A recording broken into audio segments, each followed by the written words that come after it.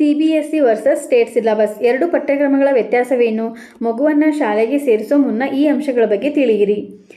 ಶಾಲೆಗೆ ಸೇರಿಸೋ ಮುನ್ನ ಈ ಎರಡು ಭಿನ್ನ ಸಿಲೆಬಸ್ ಇರುವ ಶಿಕ್ಷಣ ಸಂಸ್ಥೆಗಳ ಕುರಿತು ಮಾಹಿತಿ ಇರುವುದು ಮುಖ್ಯ. ಅದರಂತೆ ಮಕ್ಕಳನ್ನು ಬೇಕಾದ ಶಾಲೆಗೆ ಸೇರಿಸಬಹುದು. ಪ್ರತಿ ಪೋಷಕರಿಗೂ ಮಕ್ಕಳಿಗೆ ಉನ್ನತ ಗುಣಮಟ್ಟದ ಶಿಕ್ಷಣ ಕೊಡಿಸುವ ಆಸೆ, ಕನಸುಗಳಿರುತ್ತವೆ. ಶಿಕ್ಷಣ ವ್ಯವಸ್ಥೆ ಕೂಡ ವರ್ಷದಿಂದ ವರ್ಷಕ್ಕೆ ಅಪ್ಡೇಟ್ ಆಗುತ್ತಿರುತ್ತದೆ. ಅದಕ್ಕೆ ತಕ್ಕನಾಗಿ ಮಕ್ಕಳನ್ನು ಒಂದೊಳ್ಳೆ ಶಿಕ್ಷಣ ಸಂಸ್ಥೆಗೆ ಸೇರಿಸಿ ಗುಣಮಟ್ಟದ ಶಿಕ್ಷಣ ಕೊಡಿಸುವುದು ಪೋಷಕರಿಗೆ ನಿಜವಾದ ಸವಾಲು. ಶಾಲೆಗೆ ಸೇರಿಸುವ ವಿಚಾರ ಬಂದಾಗ ಒಂದಷ್ಟು ಅಂಶಗಳು ಗಣನೆಗೆ ಬರುತ್ತವೆ. ಮಕ್ಕಳ ಸಾಮರ್ಥ್ಯ, ಇಚ್ಛೆ, ಪೋಷಕರ ಆರ್ಥಿಕ ಸಾಮರ್ಥ್ಯ, ಹೀಗೆ ಹಲವು ಅಂಶಗಳನ್ನು ಪರಿಗಣಿಸಬೇಕಾಗುತ್ತದೆ. ಬಹುತೇಕ ಎಲ್ಲ ಹೆತ್ತವರ ಮೊದಲ ಕಾಳಜಿಯೇ ಯಾವ ಶಾಲೆ ಅಥವಾ ಶಿಕ್ಷಣ ಸಂಸ್ಥೆಗೆ ತಮ್ಮ ಮಗುವನ್ನು ಸೇರಿಸುವುದು ಎಂಬುದಾಗಿದೆ. ಅಲ್ಲದೆ ಮಗುವಿನ ಭವಿಷ್ಯದ ದೃಷ್ಟಿಯಿಂದ ಯಾವ ಸಿಲೆಬಸ್ ಅಥವಾ ಪಠ್ಯಕ್ರಮವನ್ನು ಆಯ್ಕೆ ಮಾಡುವುದು ಉತ್ತಮ ಎಂಬ ಗೊಂದಲವೂ ಇರುತ್ತದೆ. ಹೆಚ್ಚಿನ ಪೋಷಕರ ಗೊಂದಲ CBSE ವರ್ಸಸ್ ಸ್ಟೇಟ್ ಸಿಲೆಬಸ್, ಇದರಲ್ಲಿ ಯಾವುದನ್ನು ಆಯ್ಕೆ ಮಾಡೋದು ಎಂಬುದಾಗಿರುತ್ತದೆ. ಈ ಸುದ್ದಿಯಲ್ಲಿ CBSE ಪಠ್ಯಕ್ರಮ ಮತ್ತು ರಾಜ್ಯ ಪಠ್ಯಕ್ರಮದ ನಡುವಿನ ವ್ಯತ್ಯಾಸ ತಿಳಿದಿರುವುದಿಲ್ಲ. ಈ ಎರಡು ಭಿನ್ನ ಸಿಲೆಬಸ್ ಇರುವ ಶಿಕ್ಷಣ ಸಂಸ್ಥೆಗಳಲ್ಲಿ ಕಲಿಕಾ ವಿಧಾನ ಹೇಗಿರುತ್ತದೆ ಎಂಬ ಬಗ್ಗೆ ಮಾಹಿತಿ ಕೊರತೆ ಇರುತ್ತದೆ. ಈ ಕುರಿತು ಸಂಪೂರ್ಣ ಮಾಹಿತಿ. CBSE ಮತ್ತು ಸ್ಟೇಟ್ ಸಿಲೆಬಸ್ ಎಂದರೇನು? CBSE ಅಂದರೆ central board of secondary education. CBSEಯಲ್ಲಿ ಭಾರತದಾದ್ಯಂತ ಒಂದೇ ಪಠ್ಯಕ್ರಮವಿರುತ್ತದೆ. ಹೆಸರಲ್ಲಿ ಇರುವಂತೆ ಇದು ಕೇಂದ್ರ ಪಠ್ಯಕ್ರಮ. ಇದೇ ವೇಳೆ ಸ್ಟೇಟ್ ಸಿಲೆಬಸ್ ಎಂದರೆ ರಾಜ್ಯ ಪಠ್ಯಕ್ರಮ. ಆಯಾ ರಾಜ್ಯಗಳು ಈ ಪಠ್ಯಕ್ರಮವನ್ನು ರೂಪಿಸುತ್ತವೆ. CBSE ಸಿಲೆಬಸ್ ಪ್ರಕಾರ ಭಾರತದ ದೇಶಾದ್ಯಂತ ಒಂದೇ ಪಠ್ಯಕ್ರಮವಿರುತ್ತದೆ. ಯಾವುದೇ ರಾಜ್ಯಕ್ಕೆ ಹೋಗಿ CBSE ಸಿಲೆಬಸ್ ಇರುವ ಶಾಲೆಗೆ ಸೇರಿಕೊಂಡರೂ ಪಠ್ಯಕ್ರಮದಲ್ಲಿ ಯಾವುದೇ ಬದಲಾವಣೆ ಆಗುವುದಿಲ್ಲ. ಕೆಲಸದ ನಿಮಿತ್ತ ವಿವಿಧ ರಾಜ್ಯಗಳಿಗೆ ಪೋಷಕರ ವರ್ಗಾವಣೆಯಾದರೆ ಅವರ ಮಕ್ಕಳಿಗೆ ತೊಂದರೆಯಾಗುವುದಿಲ್ಲ, ಮಕ್ಕಳ ಓದಿಗೆ ಅಡ್ಡಿಯಾಗುವುದಿಲ್ಲ. CBSE ಸಿಲೆಬಸ್ ಇರುವ ಶಾಲೆಗಳಲ್ಲಿ ಮುಖ್ಯವಾಗಿ ಇಂಗ್ಲಿಷ್ ಬೋಧನಾ ಮಾಧ್ಯಮವಾಗಿದೆ. ಕೆಲವೊಂದು ಕಡೆ ಹಿಂದಿ ಮಾಧ್ಯಮವಿದೆ. ಆದರೆ ರಾಜ್ಯಗಳಿಗೆ ಅನುಸಾರವಾಗಿ ರಾಜ್ಯಗಳ ಪ್ರಾದೇಶಿಕ ಭಾಷೆಗಳನ್ನು ಭಾಷಾ ವಿಷಯಗಳಾಗಿ ಆಯ್ಕೆ ಮಾಡಿಕೊಳ್ಳಬಹುದು. National council of educational research and training CBSEಗೆ ಪಠ್ಯಕ್ರಮವನ್ನು ನಿಗದಿಪಡಿಸುತ್ತದೆ. JEE, ನೀಟ್ಗಳಂತಹ ಉನ್ನತ ಪ್ರವೇಶ ಪರೀಕ್ಷೆಗಳು CBSE ಪಠ್ಯಕ್ರಮದ ಆಧಾರದ ಮೇಲೆ ಪ್ರಶ್ನೆಗಳನ್ನು ಸಿದ್ಧಪಡಿಸುತ್ತವೆ. ವಿಜ್ಞಾನ ಹಾಗೂ ಗಣಿತ ವಿಷಯಕ್ಕೆ ಹೆಚ್ಚಿನ ಆದ್ಯತೆ ನೀಡಲಾಗುತ್ತದೆ. ಇಲ್ಲಿ ಅಂಕಗಳನ್ನು ಗಳಿಸುವುದು ತುಲನಾತ್ಮಕವಾಗಿ ಕಷ್ಟ. ಪಠ್ಯಕ್ರಮ ತುಸು ಕ್ಲಿಷ್ಟಕರ ಎಂದೇ ಹೇಳಬಹುದು. CBSE ಪಠ್ಯಕ್ರಮದಲ್ಲಿ ಪಾಠದ ಹೊರತಾಗಿ ಪ್ರಾಜೆಕ್ಟ್ ವರ್ಕ್, ಅಸೈನ್ಮೆಂಟ್ ಹಾಗೂ ಕ್ರೀಡಾ ಚಟುವಟಿಕೆಗಳಿಗೂ ಒತ್ತು ನೀಡಲಾಗುತ್ತದೆ. ಕಲಿಕಾ ವಿಧಾನವು ವಿದ್ಯಾರ್ಥಿಗಳು ಪರೀಕ್ಷೆಯನ್ನು ಸುಲಭವಾಗಿ ಎದುರಿಸಲು ನೆರವಾಗುತ್ತವೆ.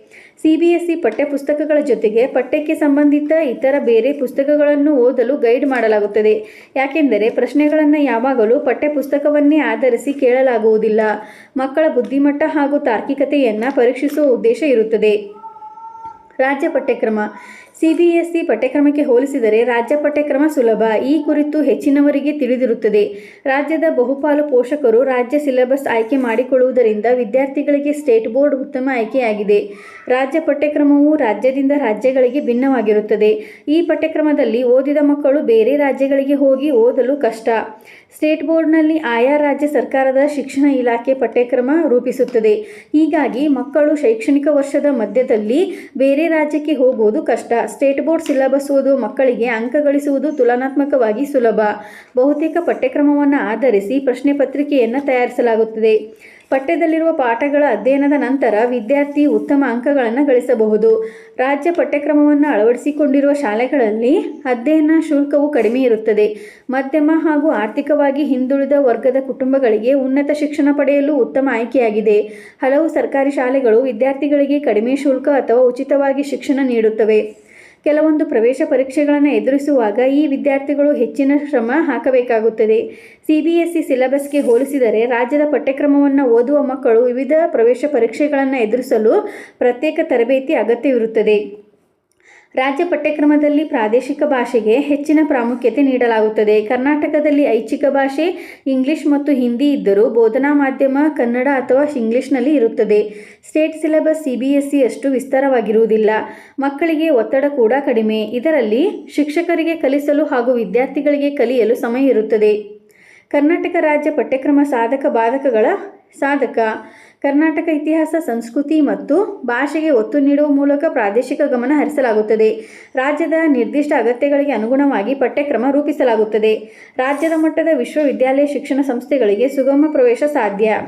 ಬಾಧಕ. ಸೀಮಿತ ಸಂಪನ್ಮೂಲಗಳು, ರಾಷ್ಟ್ರೀಯ ಮಟ್ಟದಲ್ಲಿ ಗುರುತಿಸಿಕೊಳ್ಳುವ ಅವಕಾಶ ಹಾಗೂ ಸಾಧ್ಯತೆ ಕಡಿಮೆ.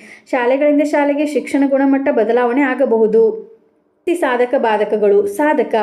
ರಾಷ್ಟ್ರೀಯ ಮಟ್ಟದಲ್ಲಿ ಮನ್ನಣೆ. ದೇಶದ ಯಾವುದೇ ಮೂಲೆಗೆ ಹೋದರೂ CBSE ಸಿಲೆಬಸ್ ಓದಬಹುದು. ಪ್ರಮಾಣೀಕೃತ ಪಠ್ಯಕ್ರಮದೊಂದಿಗೆ ಶಾಲೆಗಳಲ್ಲಿ ಸ್ಥಿರ ಗುಣಮಟ್ಟದ ಶಿಕ್ಷಣ, ಉತ್ತಮ ಸಂಪನ್ಮೂಲಗಳ ಲಭ್ಯತೆ, ಅಧ್ಯಯನಕ್ಕೆ ಬೇಕಾದ ಎಲ್ಲ ಸಾಮಗ್ರಿಗಳು ಇರುತ್ತವೆ. ರಾಷ್ಟ್ರೀಯ ಮಟ್ಟದ ಪರೀಕ್ಷೆಗಳಿಗೆ ವಿದ್ಯಾರ್ಥಿಗಳ ಸಿದ್ಧತೆ ಸುಲಭ. ಬಾಧಕ: ಪ್ರಾದೇಶಿಕ ಪ್ರಾಮುಖ್ಯತೆ ಕಡಿಮೆ, ಹೆಚ್ಚಿನ ಸ್ಪರ್ಧೆ, ಅನಾರೋಗ್ಯಕರ ಪೈಪೋಟಿಯು ನಡೆಯಬಹುದು, ಹೆಚ್ಚು ಶುಲ್ಕ, ಎಲ್ಲ ವರ್ಗದ ಜನರ ಕೈಗೆಟುಕದ ಶಿಕ್ಷಣ. ಈ ಸಂದರ್ಭಗಳಲ್ಲಿ ಕರ್ನಾಟಕ ರಾಜ್ಯ ಪಠ್ಯಕ್ರಮ ಆಯ್ಕೆ ಮಾಡಬಹುದು. ನಿಮ್ಮ ಮಗು ರಾಜ್ಯ ಮಟ್ಟದ ವಿಶ್ವವಿದ್ಯಾನಿಲಯದಲ್ಲಿ ಓದುವ ಅಥವಾ ವೃತ್ತಿ ಜೀವನ ರೂಪಿಸುವ ಗುರಿ ಹೊಂದಿದಾಗ, ಪ್ರಾದೇಶಿಕ ಅಥವಾ ರಾಜ್ಯ ಭಾಷೆ ಮತ್ತು ಸಂಸ್ಕೃತಿಗೆ ಆದ್ಯತೆ ನೀಡುವುದಿದ್ದರೆ, ಶಾಂತ ಹಾಗೂ ಒತ್ತಡವಿಲ್ಲ ಶೈಕ್ಷಣಿಕ ವಾತಾವರಣ ಬಯಸಿದರೆ, ಈ ಕಾರಣಗಳಿಗೆ CBSE ಪಠ್ಯಕ್ರಮ ಆಯ್ಕೆ ಮಾಡಬಹುದು. ರಾಷ್ಟ್ರೀಯ ಮಟ್ಟದ ಶಿಕ್ಷಣ ಸಂಸ್ಥೆಗಳಲ್ಲಿ ಓದುವ ಬಯಕೆ ಅಥವಾ ಅನಿವಾರ್ಯತೆ ಇದ್ದರೆ, ಸ್ಪರ್ಧಾತ್ಮಕ ಪರೀಕ್ಷೆಗಳನ್ನು ಬರೆಯುವ ಗುರಿ ಇಟ್ಟುಕೊಂಡಿದ್ದರೆ, ಪ್ರಮಾಣೀಕೃತ ಹಾಗೂ ದೇಶಾದ್ಯಂತ ಗುರುತಿಸಲ್ಪಟ್ಟ ಪಠ್ಯಕ್ರಮವೇ ಬೇಕು ಎಂದಿದ್ದರೆ, ಅಧ್ಯಯನಕ್ಕೆ ಬೇಕಾದ ಸಮಗ್ರ ಸಂಪನ್ಮೂಲಗಳು ಲಭ್ಯವಾಗುವ ವಾತಾವರಣ ಬೇಕೆಂದಿದ್ದರೆ. ಒಟ್ಟಿನಲ್ಲಿ ಪಠ್ಯಕ್ರಮವನ್ನು ಆರಿಸುವ ಮುನ್ನ ನಿಮ್ಮ ಮಗುವಿನ ಸಾಮರ್ಥ್ಯ, ಆಸಕ್ತಿ ಹಾಗೂ ಅವರ ಗುರಿಗಳತ್ತ ಗಮನವಿರಲಿ. ಪೋಷಕರ ಆರ್ಥಿಕ ಸಾಮರ್ಥ್ಯವೂ ಮುಖ್ಯ. ಮಕ್ಕಳ ಇಷ್ಟಾನುಸಾರ ಅವರಿಗೆ 2 ಪಠ್ಯಕ್ರಮಗಳ ಅರಿವು ಮೂಡಿಸಿ ಬೇಕಾದ ಶಾಲೆಗಳಿಗೆ ಸೇರಿಸುವುದು ಜಾಣತನ. ಇದೇ ರೀತಿ ಮಾಹಿತಿಗಾಗಿ ನಮ್ಮ ಚಾನಲನ್ನು ಸಬ್ಸ್ಕ್ರೈಬ್ ಆಗಿ ಮತ್ತು ಶೇರ್ ಮಾಡಿ. ಧನ್ಯವಾದಗಳು.